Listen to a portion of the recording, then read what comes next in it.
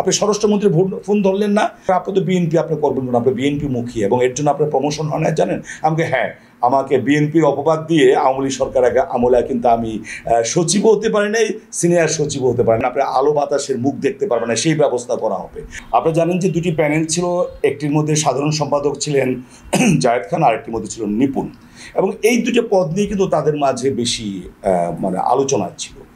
অনেকগুলি ব্যবস্থা করা হয়, একটা নিরপেক্ষভাবে সবগুলি ব্যবস্থা করি, এবং প্রতিদিনই কিন্তু আমরা বিভিন্ন চ্যানেলে সামনে আমরা কিন্তু ব্রিফিং দিতাম। সেদিন যেদিন ইলেকশন হচ্ছে 28 তারিখে, হঠাৎ করে নিপুণ প্যানেল বুঝলো যে যারা ভোটার আসছে তারা সব জায়েদ খান প্যানেলের, কেন কারা কোন ভোটের তারা কিন্তু সবাই জানে, যে ফাইটাররা কোন গ্রুপে আছে, ড্যান্সাররা কোন গ্রুপে আছে। তখন সে ভাবলো যে তার ভোটাররা আসছে না এবং আসবে না। তখন সে বলল যে সেখানে জায়েদ খান মানুষকে প্রভাবিত করছে। পরে আমি নির্বাচন কমিশনকে পাঠালাম এবং সেই বাসটা বললো যে দুনো দলকে, তারা দুনো দলই এখানে ছিল, সরিয়ে পড়েছে। তারপর আমাকে বললো যে নির্বাচন বন্ধ করে দেন। আমার নির্বাচন বন্ধ হওয়ার মতো কোনো অবস্থা তো হয়নি। তখন তিনি বললেন যে একটু পরে বললেন যে আলাপ করেন। পরে আমি বললাম কে? শেখ সেলিম সাহেব। পরে আলাপ করলেন, বললেন যে নিপুণ প্রথম বলল। নিপুণ বলার পরে আমাকে টেলিফোন ধরিয়ে দিল, বলো। আমি বললাম কে এটা? এটা শেখ সেলিম সাহেব।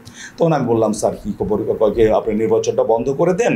আমি বললাম স্যার নির্বাচন তো বন্ধ করার মতো কোনো পরিবেশ এখনও এই কেন্দ্রে হয়নি, কারণ এটা বন্ধ করে দেন। এবং আপনি জানি যে আপনি নির্বাচনে থাকলে কিন্তু নিপুণ পাশ করতে পারবে না, কারণ আপনি যখন দাউদকান্দি ইউনো ছিলেন তখন আমার মিসেসের ভাই দাঁড়িয়েছিল, এবং আমরা অনেক প্রভাব বিস্তার করেও আপনার কাছ থেকে রেজাল্ট পরিবর্তন করে তার পক্ষে আনতে পারিনি। এবং এতে আমি এবং আবুল কালাম আজাদ, যিনি একসময় তথ্য সচিব মন্ত্রী ছিলেন, তিনিও আপনার উপর খ্যাপা, এবং এর জন্য আপনাকে কিন্তু বিটিভিতে কালো তালিকাভুক্ত করা হয়েছিল। আবুল কালাম আজাদ তখন মন্ত্রী, এবং মোয়া হামিদের কথায় আপনাকে কালো তালিকাভুক্ত করা হয়েছে। যেমন স্যার আমি এটা এখনও পারবো না, আমি কারো পক্ষে কাজ করবো, আমি নিরপেক্ষভাবে করবো।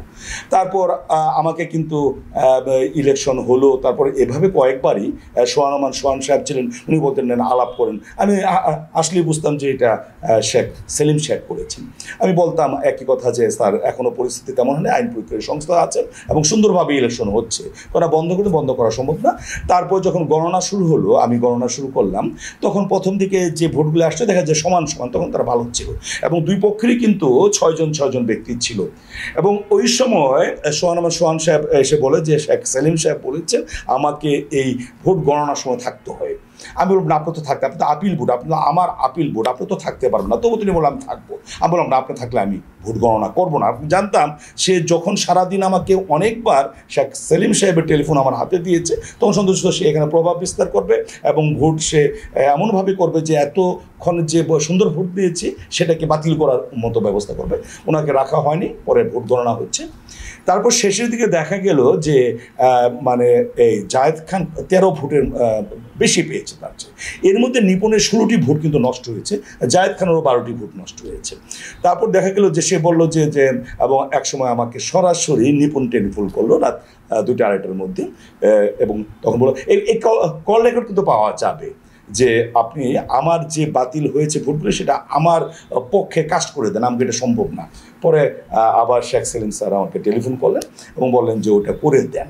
পরে বললাম যে না, আপনি তো বিএনপি আপনি করবেন না, আপনি বিএনপি মুখী এবং এর জন্য আপনার প্রমোশন হয় না জানেন। আমাকে হ্যাঁ, আমাকে বিএনপির অপবাদ দিয়ে আওয়ামী লীগ সরকার আমলে কিন্তু আমি সচিবও হতে পারি নাই, সিনিয়র সচিবও হতে পারি না। আমার পরের সিরিয়াল 300 জন পরে তারাও কিন্তু সচিব হয়েছে এবং একটা ভালো পোস্টিংও পাইনি।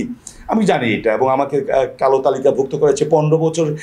আওয়ামী লীগ আমলে কিন্তু আমি একটি নাটকও বিটিভিতে অভিনয় করতে পারিনি, যদিও আমি বিশেষ শ্রেণীর শিল্পী হিসাবে, বিশেষ গ্রেডের শিল্পী হিসাবে আমার প্রতি মাসে 2টি নাটক করা হতো, সেটাও বাতিল হচ্ছে, অন্য চ্যানেলে কাজ করেছি আমি। তারপর আমাকে বললো ভয়ভীতি দেখো আপনি করেন, আমাকে সম্ভব না। তারপর আমাকে বললো যে আপনি জানেন আপনি আলো বাতাসের মুখ দেখতে পারবেন না, সেই ব্যবস্থা করা হবে। আমি তখন ভেবেছিলাম আমাকে হয়তো আটক করা হবে, জেলখানায়, কিন্তু এখন বুঝছি যে আলো বাতাসের মুখ যে দেখতে পারবো না সেটা হলো আয়নাঘর। তখন কিন্তু আয়নাঘর সম্পর্কে জানতাম না। আয়নাঘর তো তাও আমি কোনো মানে নথি স্বীকার করিনি। তারপর আমাকে একটা টাকার অফার দেওয়া হলো, সেটাও আমি চললাম না। তারপর আমি ভোট দিয়ে রেজাল্ট দিয়ে গেলাম। তারপর আমি জানতাম, আমাকে বললো যে সেখানে কিছু ফোর্স দু একজন আসলে আমার খুব কাছের লোক এবং এই ময়মনসিংহ বাড়ি, তারা বললো স্যার আপনাকে অ্যারেস্ট করতে পারে, আপনি কিন্তু আপনার বাসায় ঘুমাবেন না। পরে কিন্তু আমি সেদিন আমার বাসায় আসিনি, আমি চলে গিয়েছি মানে মোহাম্মদপুর একটি বাসায়, আমার বন্ধুর বাসায়। তখন তারা ঠিকই গিয়েছে, তারা তখনও জানতো যে আমি সোবানবাগ কোয়ার্টারে থাকি। সোবানবাগ কোয়ার্টার কয়েছে স্যার তো গত মাসে কোথায় চলে গেছে, জানি না কোথায় উনি চলে গিয়েছেন। তারপর আমাকে বেশ করে খোঁজা হয়েছে, কিন্তু আমি সেখানে আমার স্বরাষ্ট্রমন্ত্রীকে আমাকে এসে বললো আপনি স্বরাষ্ট্রমন্ত্রীর ফোন ধরলেন না। আমি না, আমি তো দেখি নাই, ফোন তো আমার কাছে ছিল না। আসলে আমার কাছে ফোন ছিল, এবং স্বরাষ্ট্রমন্ত্রী মহোদয় যখন টেলিফোন করেছে আমাকে সরাসরি, আমরা যারা উচ্চ লেভেলের কর্মকর্তা থাকি ফার্স্ট গ্রেডে, তাদের কিন্তু সকল মন্ত্রীদের টেলিফোন নাম্বার থাকে, আমি ইচ্ছে করে ধরিনি। এভাবে অনেকবার করা হলো, তারপর আমাকে ভয়ভীতি দেখানো হলো, আমি চেঞ্জ করিনি।